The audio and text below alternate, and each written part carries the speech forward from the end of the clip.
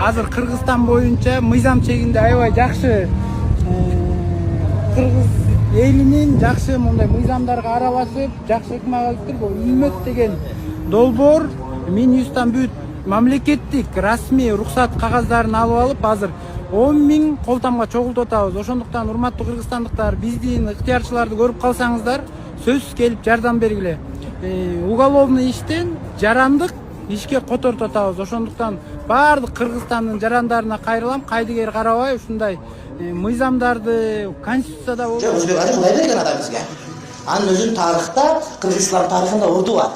Ушундай бир муун болгон, ал убакта Сиражидин дагы, Чубак дагы, Абдышкул да Максат дагы жок болчу.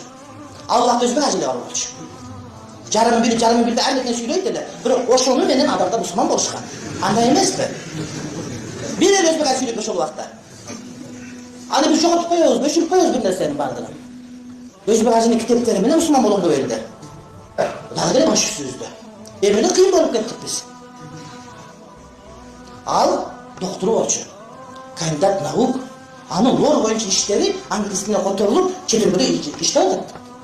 Бирок динге өтүп, барып азыр 2 жыл окуп, арабча үйрөнүп, адамдарга дин таратайын деп кылган аракети. Аны кош өзбек ажы келип шылдың да башка дейт. Өзбек ажын түкүрүп теңгер менен бирөө чыгып алып өзбек ажын жаман дейт. Эркек чисти эркек ошо. Ассаламу алейкум раматуллахи баракатух. Саламатсыздарбы урматтуу интернет көрүүчүлөрү? Арыбаңыздар. Азыркы учурда актуалдуу болуп жаткан жанагы көп аялдуулук мыйзамына кандайдыр бир өзгөртүүлөрдү киргизүү болуп атат.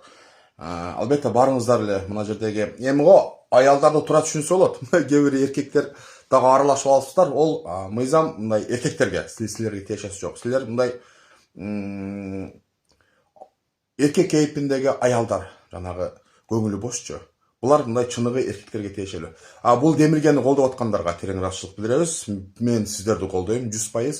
Бул жерде бүт биздин динибиз тараптан дагы жана мыйзамдуу ченемдүү дагы бул жакшы бир туура кадамдар болуп атат. Эми албетте резонанс жараткан үчүн Ички иштер министрлиги кандайдыр бир түшүндүрүү иштерин жүргүзөт. Бирок ар бир Кыргыз Республикасынын жараны, ар бир Кыргыз Республикасынын атуулу өзү жашап жаткан өлкөдө кандайдыр бир мыйзамдарга өзгөртүү киргизүүнү сунуштоого толук түрдө укугу бар.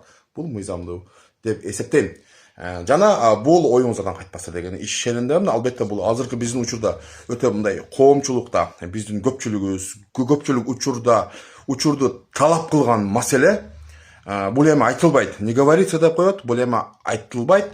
Буну бир мындай жакшы өзүн ушул күндү ошол нерсени баштан өткөргөн гана мисалы аялдар, ошону жарандар, эркектер билет. Анан албетте көп аялдуулук десе эле эр берген жан берген менен барабар деп көбүнчөсү ошондой аял заты албетте сын пикир айтышы мүмкүн. Биз буну туура түшүнүү менен кабыл алышыбыз керек. Албетте аял заты биз силерди жакшы көрөбүз. Силерден башка эч ким, силер болбосоңор мынантип сакал пакалдооңдо бир жакшынакай болбойбуз. Ушул аял заты бар. Биз ушинтип мындай эркек башыбызды көтөрүп жүрөбүз деген маанида. Анан кээ бир ушул эркектерге сын пикир айткандарга таң калып бите албай койдум. Булар жанагы өзбек устаз айткан жанагы энпо гейлерби же кимдер желе бир жынысуулукту колдогон кандайдыр бир үчүнчү күчтөр тарабынан кандайдыр бир сын пикир айтылып атабы? Бүт сын пикирди биз туура кабыл алышыбыз керек.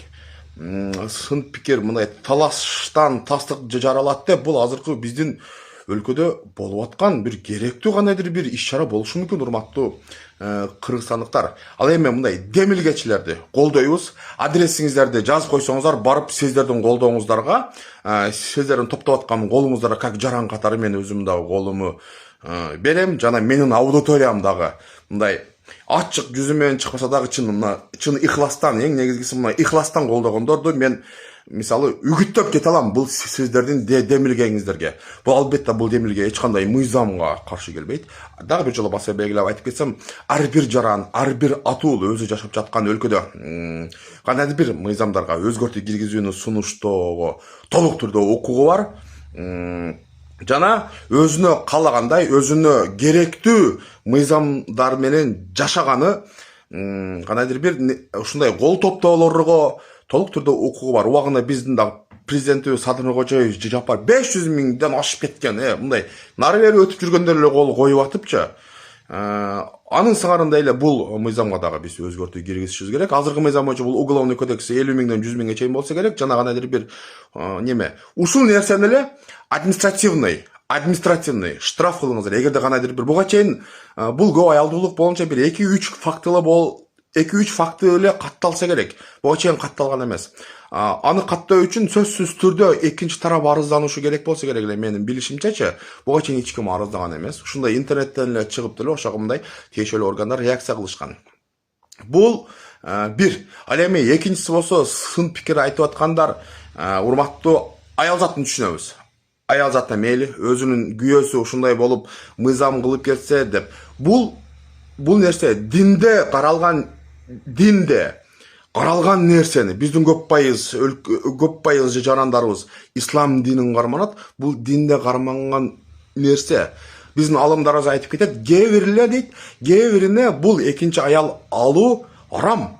Неге дегенде экинчисин алса, биринчисине зулумду кылып коюш кандайдыр бир немеси болуп кеткен болсо, буга арам болот. Бул алганы ого мүмкүнчүлүк. Бул чыныгы жанагы муктаж үй бүлөлөргө, күйөөсү өлүп калган, или кандайдыр бир, или мына Бишкек шаарындагы көпчүлүк жанагындай ойношту кылып жүргөндөргө, чынбы? Нике баягы адал жашайын дейсиң, бирок сага мыйзам жол бербейт да. Адал өзүңнө адалдык чыныгы каттың жүрөгүндө го, ошого мыйзам жол бербейт. Мына жерде көпчүлүгү сүйлөп аткан мисалы эжелерибиз, чоң эле эжелер экен да. Мындай мен сиздерге сын пикир айткандай болбоюнго, менде толук далилдер бар, толук фактылар бар. Аялыңыз билип калбайбы? Неме сезип калбайбы? Деп аялы бар экен дагы билип мына жерде ойноштук кылып жүргөндөр. Ошолорго багытталган. Ушул нерсе арамдыктан чыгып, бир жакшы нерсе, эгерде билинип калган болсо, уголовный жоопкерчилик эмес, бул административдик жоопкерчилик деген атак мындай жакшы эле кабыл алышыбыз керек. Эч ким экинчи аялдуулукту мыйзамдатайын деген демилге эмес экен бул. Мындай эле ошол бар эле мыйзамды бир аз жеңилдетип коелу деген эле долбоор экен. Бул долбоор сөзсүз түрдө ишке ашат деген ишенимдемин. Неге дегенде ар бир мисалы кыргызмын, ар бир атуулмун деген өзүнүн ой пикирин айтууга толук укугу бар. Мисалы мен деле ой пикиримди айттым, тиги демилгечилер деле өзүнүн демилгесин көтөрүп чыкты. Мындай неме сын пикирге карабай дегендей да. Ошого биз муну туура түшүнүү менен кабыл алышыбыз керек. Мен колдодум 100% оң путту, оң колду көтөрүп, бул демилгеңиздерди жакшы кандайдыр бир нерселер, кандайдыр дагы бир колдоо керек болгон болсо, мындай түшүндүрүү иштерин көбүрөөк жүргүзүшүбүз керек. Түшүнбөй жатат азыр бул, түшүнбөй эле ошо как будто эр берген, жан берген менен бара бер деп өзү жанагы осурак чалы бирөөнү алып ала тургандай кылып мына жерде эжелерибиз каңшылатат. Ошолор эжелер урматтуу интернетти карабай, өзүңүздөрдүн кызыңыздарды карап коюңуздар. Бүт фактылар бар. Мына антикино дегендер чыгып атат, башка дегендери чыгып атат. Мына жерде экинчи аялдуулуктан коркуп, аялынан коркуп, кандайдыр бир өздөрүнүн суицидке баргандар бар. Жана мына статистиканы карап койгула. Ойноштук кылып жүрүп, статистикага карасаңар, мисалы жашын боюнан аборттон төрөп мусорга ыргытып койгондор, башка нерсе кылгандар, ошолор никеси барбы? Никеси жок төрөлгөндөр. 99%. Ошону эч ким албай эле койсун, эч ким мажбурлабайт. Просто кандайдыр бир ошого окшогон факты жаралып калган болсо, кандайдыр бирөөдөн экинчи тараптан арыз түшкөн болсо, ошону эле деп атат, бир аз жеңилирээк. Болду. Жеңилирээк. Анан ал жеңилдесе эле баары эле үйлөнүп, өздөрүнүн катындарын ташап экинчисине үйлөнөйүн деген эч кимдин ондой ниети жок. Анан кийин бул демилге эркектерге тиешелүү экен, дагы бир жолу баса байгилеп айтып коюш керек. Анан эркек сымал ички дүйнөсү жанагы назик биздин байкелерибизге, назик биздинийнелерибизге, жанагы назик эркек, мына келбети эркек болгону менен наркы жагы аял киши болуп калгандар, силер вообще силерге тиешеси жок. Ошондо бир туура түшүнүү менен кабыл аласыздар деген ишенимдемин. 8 мүнөт болуп кетти урматтуу туугандар. Ошого бул демилгени колдодум. Дагы бир жолу ишиңиздерге ийгилик, кандайдыр бир дагы жакшы бир мындай ушундай долбоорлор болгон болсо, биздин мисалы азыркы учурда биздин көйгөй биздин немелерге жашоого тиешелүү, көпчүлүктүн жашоосуна тиешелүү жана көпчүлүккө пайдалуу болуп ушундай жана биздин динибизге жана биздин мыйзамыбызга, конституцияга каршы келбеген долбоор болсо, албетте ар бир адамдын колдоого жана кол топтоого, ар бир атылдын ушундай акцияларга катышууга толук укугу бар деп эсептейм, деп ойлоймун. Азыр мына жерде Сакалчан Өзбек устасы менен башка бир онун демилгечилерди массалык маалымат каражаттары чыгарып алып ар нерсе кылып атат. Бул көтөрүлгөндө жакшы болду. Черный пиар тоже пиар деп коет. Жакшы бирни элге сиңирип алдыңыздар. Бул албетте бул жакшы жыйынтык деп. Азыркы учурда бирөөнү мактоо менен кандайдыр бир хайп кыла албайсың. Ушундай учурдан пайдаланып жакшы бир неме кылган. Эми буну биз дальше нары сонун акырына чейин жеткиришибиз керек. Эмне керек болгон болсо, биз сөзсүз түрдө даярбыз. Жана бүткүл блогерлер, массалык маалымат каражаттары ушул демилген дагы. Бул сизлер дин тарапы менен эмес, мындай светтик көз караш менен карагыла, ар бир жаран кол топтоого укуктуу жана өзү жашап жаткан өлкөдө кандай бир мыйзамга өзгөртүү киргизүүнү сунуштоого дагы укугу бар экен, дагы бир жолу ошону басап эхлеп айтып коесуздар деген ишендемин. Ана дагы биз жаман көргөн жанагы бар го, BBC мынтип карасам, о жакшы чагылдырып атат. Рахмат, сиздерге дагы терең ыраазычылык билдиребиз. Эгерде ушул демилге жогорку кеңештен дагы аябай сонун болот деген ишенимдемин. Кудай буйруса, эркектер, мисалы жанагы аялсымал эркектер эмес, чыныгы эркектер, макул, силер экинчи аял албай эле кое бериңиздер. Ушул демилгени колдоп коюңуздар. Мага как жаран катары. Жана мен бүткүл аудиторияда кайсыл аудиториядан көрүп аткан болсоңуздар, эркектер колдоп коюңуздар, адрестерин толук түрдө жазып коюң, кайсыл жакка барып, жана канчанчы күндөрү ошол жакка кол коюшуңуздар керек. Жана эмне документтер керектелүү болсо, мен демилгечилер менен байланышка чыгып, толук түрдө мындай бир активдешели. Рахмат, саламатта калыңыздар. 11 минут болуп кетиптир. Ар бир жаран өзүнүн оюн айтууга, жана демилге көтөрүүгө, акция уюштурууга толук укугу бар. Дагы демилгечилерге бир нерсени сиздерге демилгелеп кетсем, бизде толук түрдө мисалы Бишкек шаарында Горький сейил багына дагы биз тынч акция уюштурган менен толук түрдө укугубуз бар. Бул конституциялык биздин укугубуз, аны эч ким жокко чыгара албайт.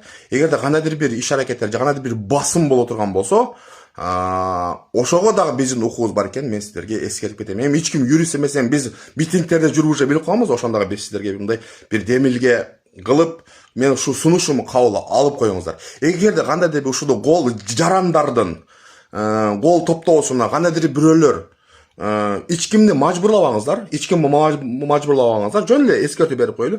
Ким бирөөнүн колун ушул акцияга атайын путтосуу менен, ушул акцияга путтосуу менен кээ бир жарандарды чектеп аткан кандайдыр бир фактлар болгон болсо, толук түрдө биздин конституциялык укугубузду тынч акция менен айтууга дагы бир укугубуз бар экен, айтып коюуну туура көрдүм.